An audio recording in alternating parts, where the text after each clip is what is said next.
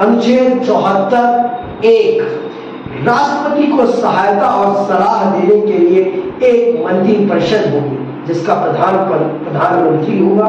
राष्ट्रपति अपने कृत्यों का प्रयोग करने में ऐसी सलाह के अनुसार कार्य करेगा, परंतु राष्ट्रपति मंत्री परिषद से ऐसी सलाह पर पुनर्विचार करने को कह सकता है और राष्ट्रपति ऐसे पुनर्विचार के पश्चात दी गई सलाह के अनुसार कार्य करेगा।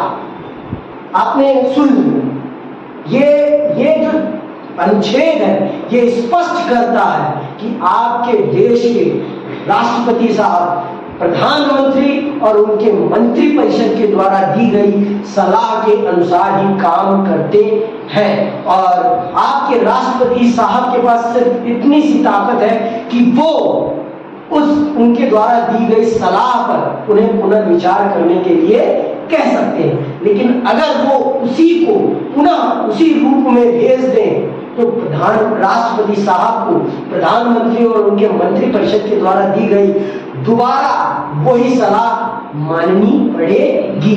तो यह अनुच्छेद आपको स्पष्ट कर देता है, यह अनुच्छेद आपको स्पष्ट कर देता है कि भारत के राष्ट्रपति के पास कितनी शक्ति है, ये आप समझ गए। तो अब चलते हैं, समझते हैं। फिर भी राष्ट्रपति का पद हमारे देश के लिए बहुत महत्वपूर्ण है, बहुत महत्वपूर्ण है। क्यों महत्वपूर्ण है ये मैं आपको समझाऊंगा बखूबी और बताऊंगा कि बिना राष्ट्रपति के इस देश के प्रधानमंत्री को उनकी शपथ तक नहीं दिलाई जा सकती। अगर आपको प्रधानमंत्री को शपथ दिलानी है तो आपको राष्ट्रपति तो चाहिए ही चाहिए।